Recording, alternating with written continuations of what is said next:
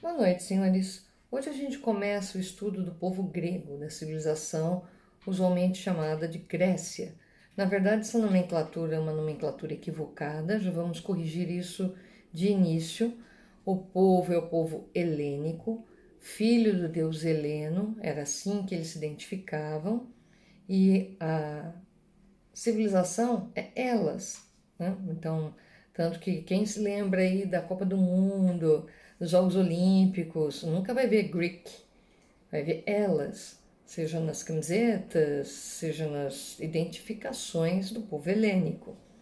Até a nomenclatura grego é uma nomenclatura de origem latina, portanto foi atribuída essa nomenclatura pelos romanos e ela se perpetuou, ela acabou ficando, né? É o que nós usamos usualmente, falando dos helênicos, a gente os chama de gregos. Grego, em latim, vem de grex, que significa rebanho, manada. Portanto, não era nada elegante a nomenclatura dada àquele povo que tanto contribuiu, sobretudo para as ciências humanas. Então, apenas a título e para matemática, claro, né? Sem Pitágoras, as coisas seriam um pouco mais diferentes. Então, tem aí apenas um destaque dessa nomenclatura que nós utilizamos usualmente. Os senhores vão aprender sobre civilização grega, mitologia grega. Nos reportamos sempre a essa classificação e a essa nomenclatura. Embora equivocada, de certa forma ofensiva na sua criação, e para aqueles que gostam tanto do politicamente correto, né? Então, o certo seria a civilização helênica, povo helênico, aquilo que vocês chamam de Grécia, eles nominam de Elas, então Hellas, Elas, né? Então, são conhecidos como filhos do deus Heleno. É essa a criação deles. São povos de origem nômade que foram descendo os Balcãs, de origem ariana, e se estabeleceram naquelas regiões onde hoje você tem a Elas ou Grécia, entre 17 e 15 a.C.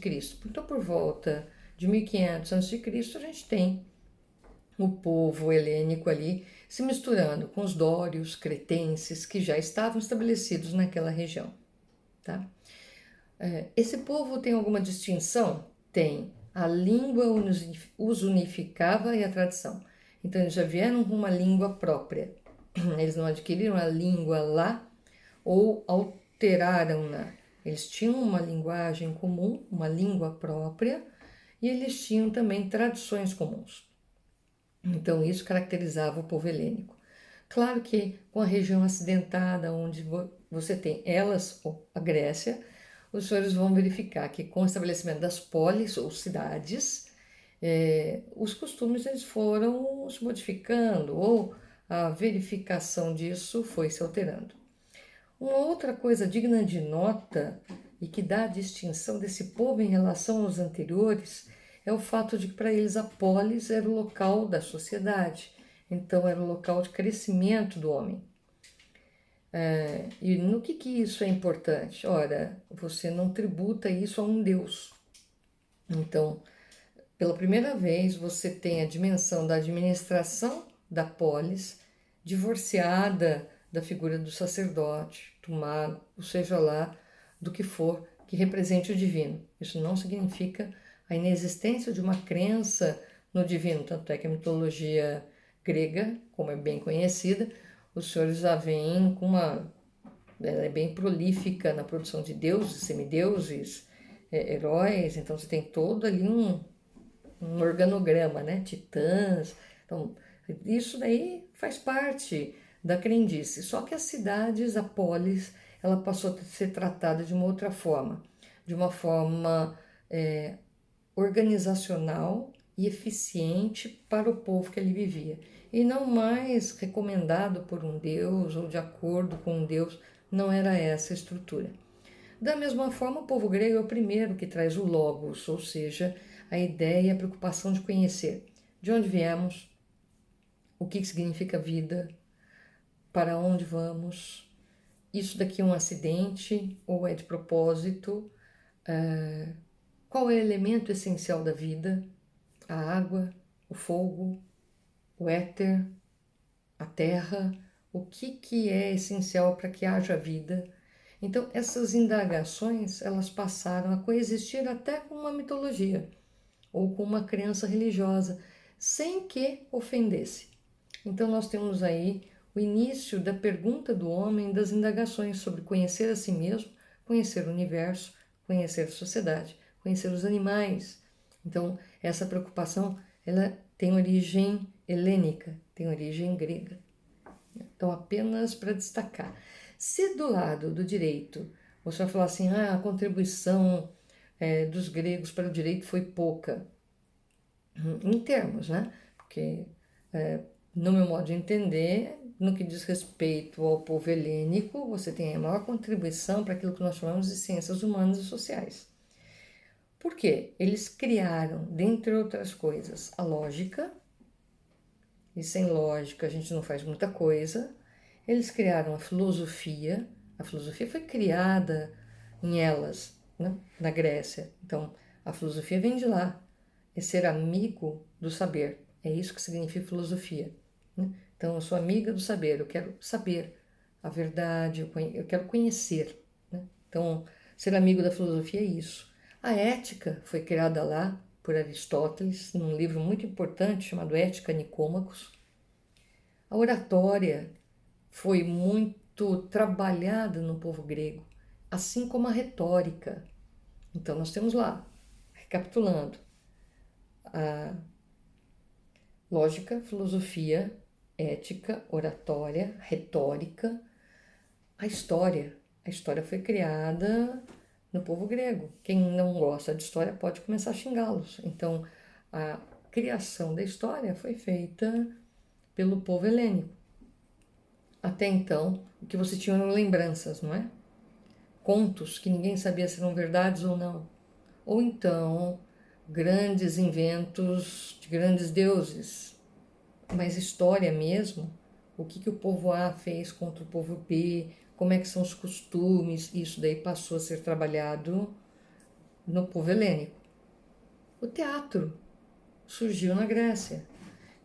E, aliás, algumas das melhores peças de teatro ainda são gregas. A dramaturgia vem de lá, nas suas duas modalidades, a comédia e a tragédia.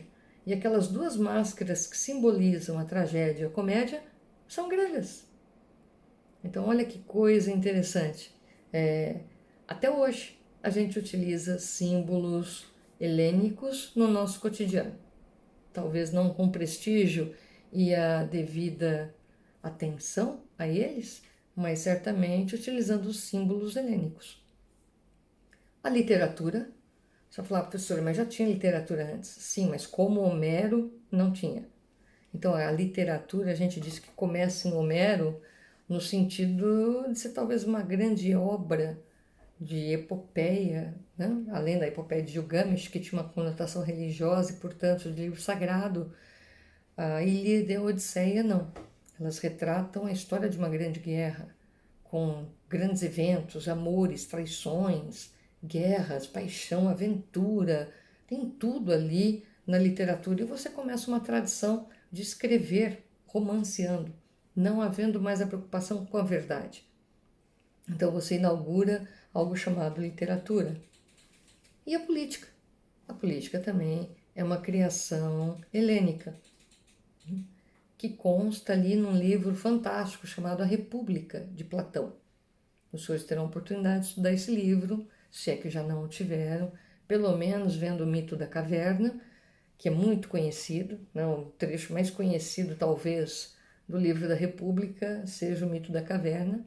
E está aí 9 das importantes criações e contribuições do povo helênico só na nossa área de ciências humanas. Agora vamos tentar entender o aprofundamento disso e a pertinência disso para o direito. Lógica. Lógica é importantíssimo. O senhor tem que saber o que é um silogismo, né?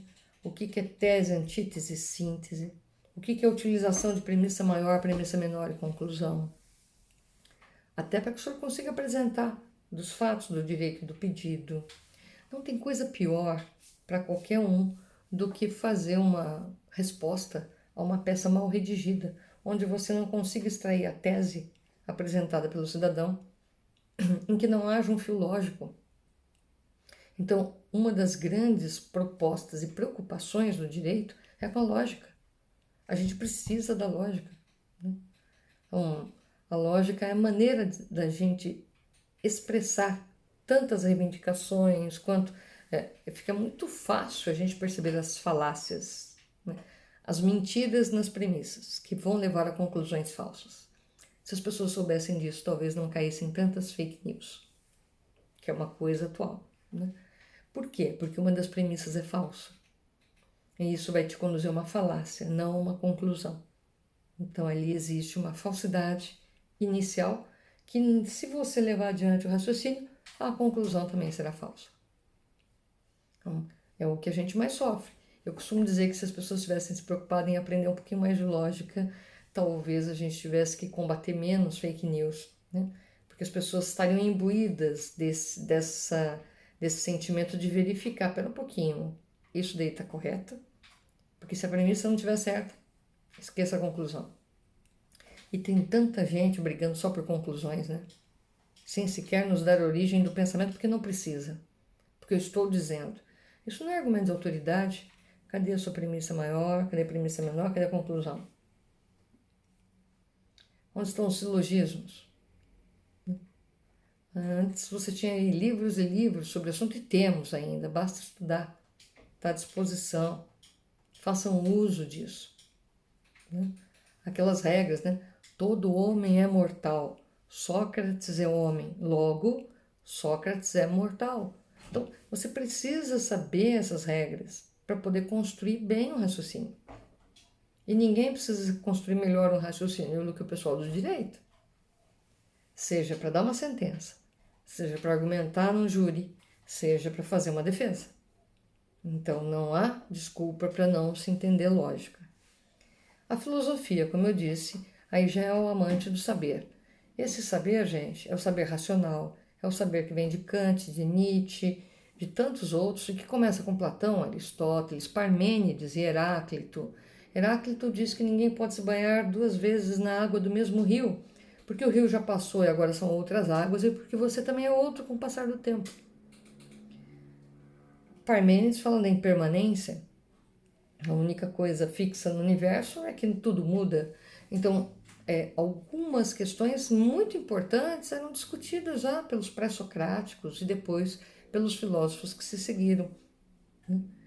E questões que vão ser retomadas, são retomadas e refletidas por Nietzsche, por Hannah Arendt, que é minha filósofa, aliás, que nem filósofa é, mas é a minha predileta, né? Exatamente, Hannah Arendt, é tratada como uma grande cientista política, mas a obra dela foi sobre Santo Agostinho, né? Então, e Aristóteles, e o amor. Pera um pouquinho, né? Não é.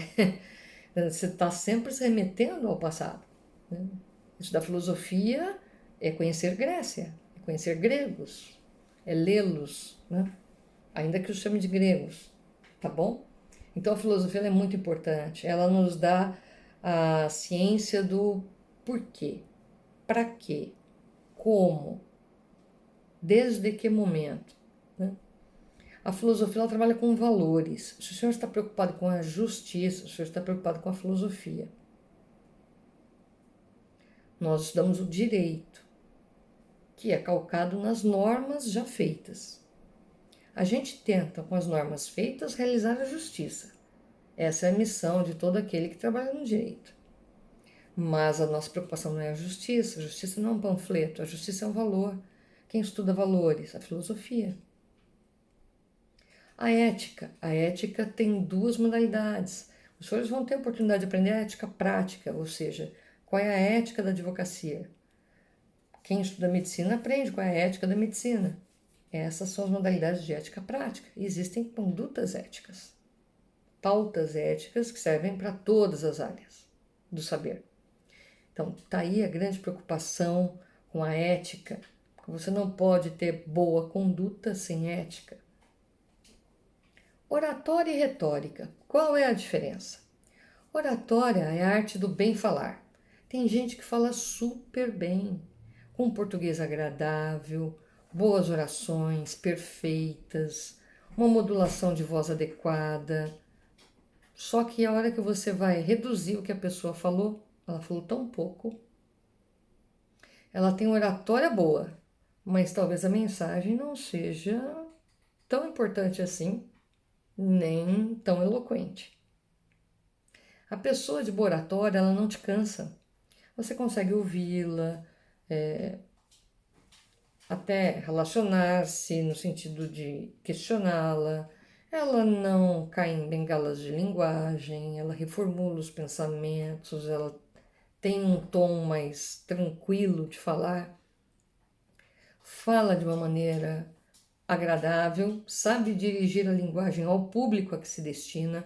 Então, se está falando com um determinado público, ela adequa a linguagem. Essa é a oratória, essa é a arte do bem falar.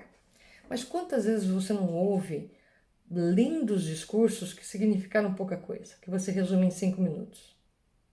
Discursos de 2 horas, que você resume em 5 minutos. A pessoa pode ter o dom da oratória, né? Mas o conteúdo passou longe. E a retórica? Qual é a diferença entre oratória e retórica?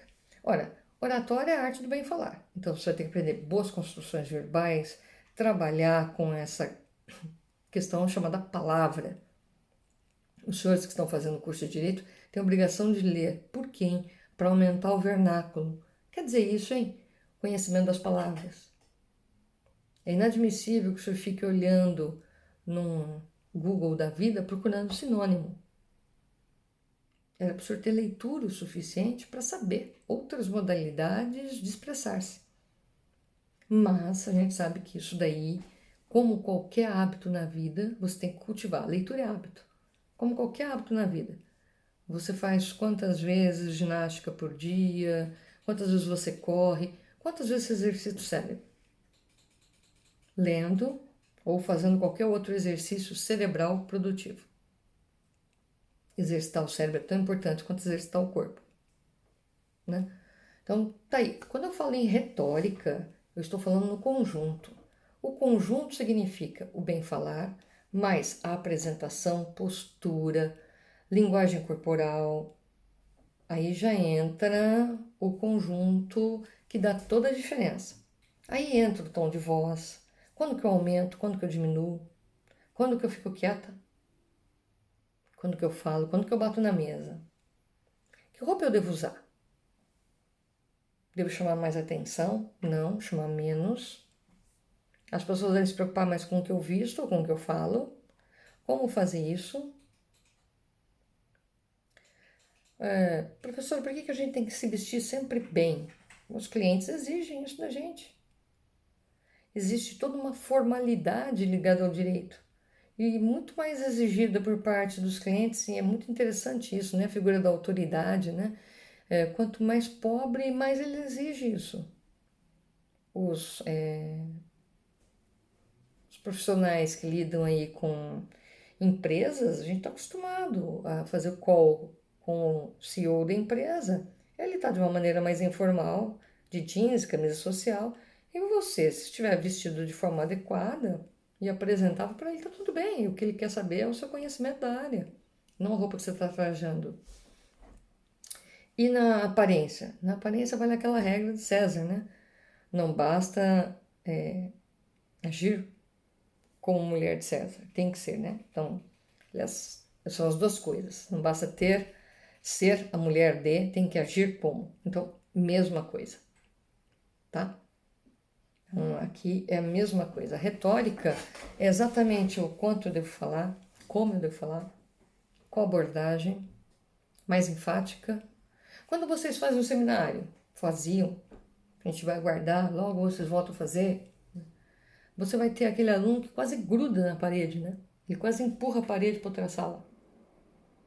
É o nosso tímido. Ele já deu um sinal externo de desconforto muito grande. Aprendam a ler linguagem de sinais, linguagem corporal. A gente tem livros sobre linguagem corporal. O Corpo Fala, do Pierre Weil, é um livro interessante. Saiu um outro sobre linguagem corporal muito interessante. Leiam, aprendam.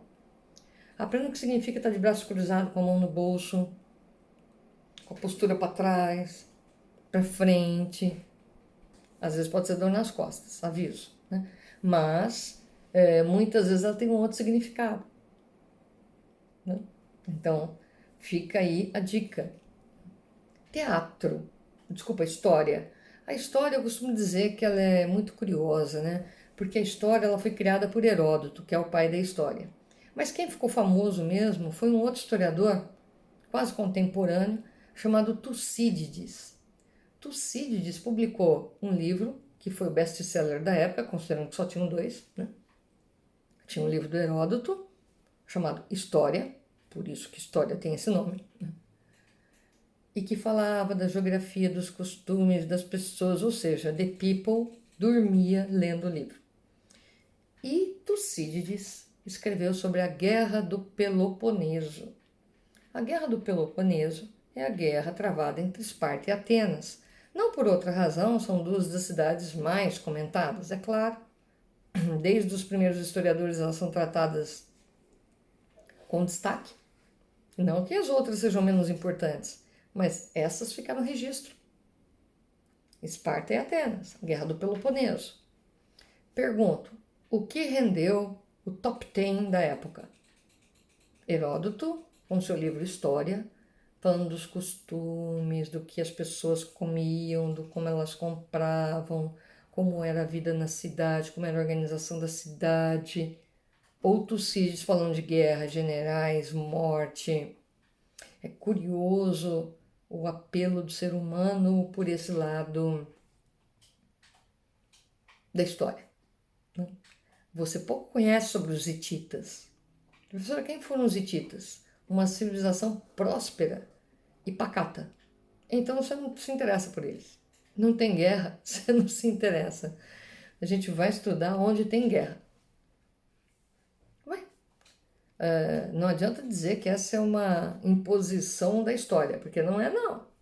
Nós temos diversos autores que trabalham no mesmo estilo de Heródoto e também são ignorados, não são lidos. Agora, os autores que trabalham mais no estilo de Tucídides, discutindo as guerras, os motivos, esses você pode acreditar que serão lidos. Então tá aí, a história tem esse nascimento. O teatro é uma mágica maravilhosa, é o diálogo. O teatro traz o diálogo, o teatro traz a comédia e o drama.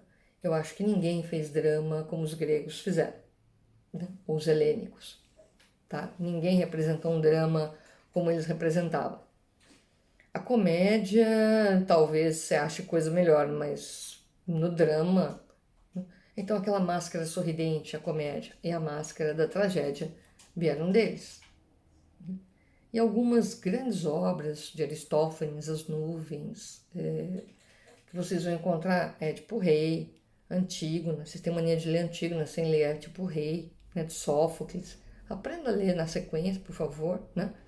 Então, nós temos N autores que acabaram auxiliando nessa questão, né? E um que é sempre esquecido, nós temos autores que são esquecidos, mesmo nas histórias gregas, né? Nós temos alguns dos esquecidos, eu até separei aqui, além de Plutarco, que é na filosofia. Basta a gente querer achar que perde.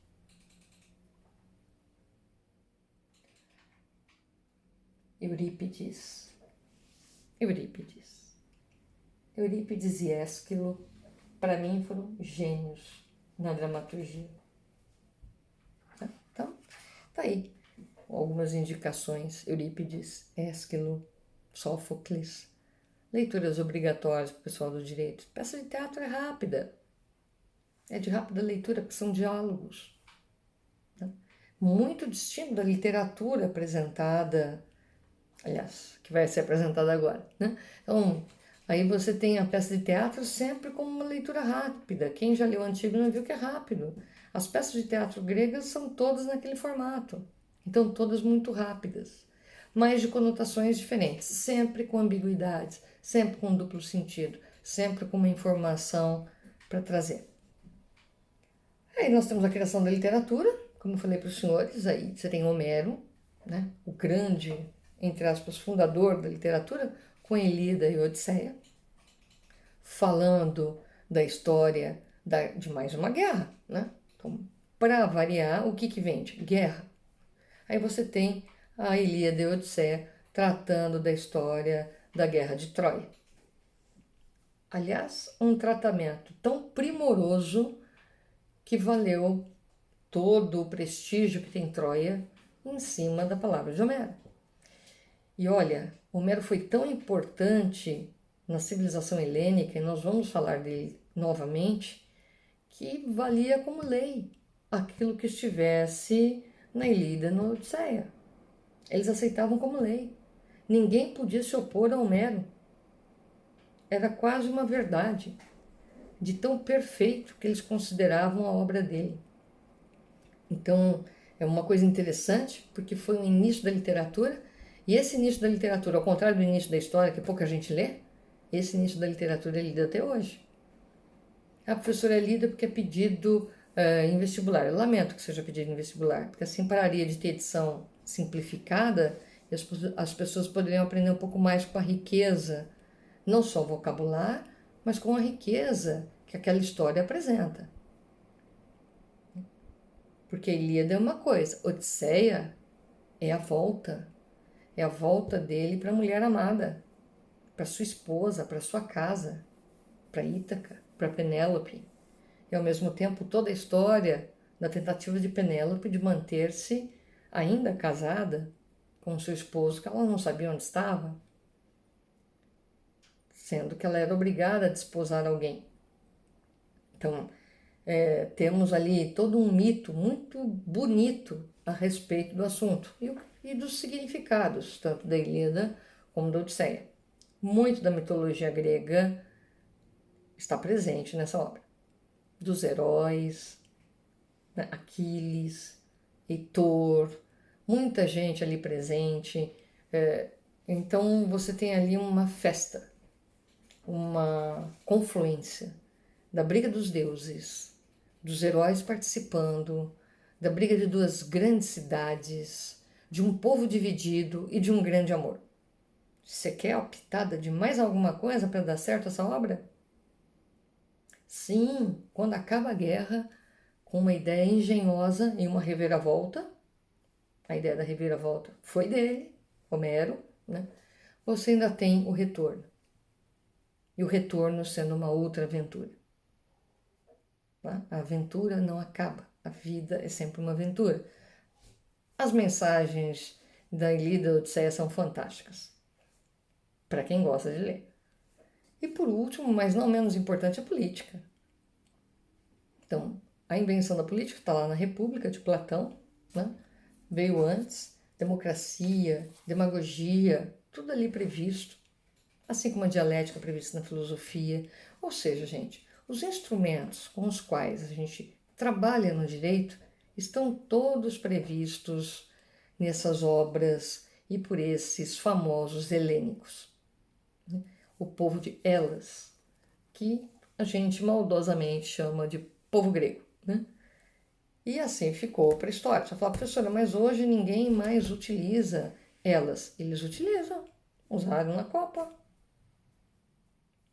Tinha gente que não achava a equipe grega de jeito nenhum, né? Ficava escrito elas, não entendia o que era.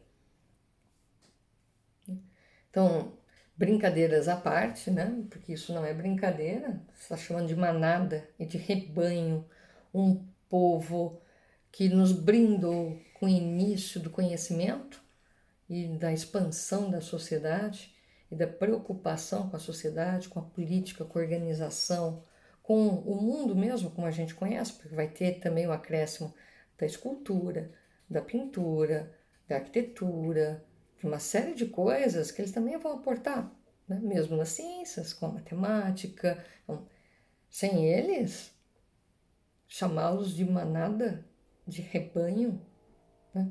Então, hoje não, hoje o significado é outro. O professor foi procurar no Google, estava dizendo que grego é quem mora na Grécia. Ah, vá, né? Então procura um pouco mais, procura lá, origem latina, significado grex ou grego. Aí você vai encontrar lá, bonitinho. Primeiro quem nasce na Grécia, depois manada, Que coisa, hein? Aí eles tentam dar um sentido bonito para manada e rebanho. Então tá, vamos aguardar um sentido mais bonito. Gente, voltamos a falar do povo grego, helênico, num outro momento. Até lá, fiquem bem, cuidem-se e abraços virtuais a todos.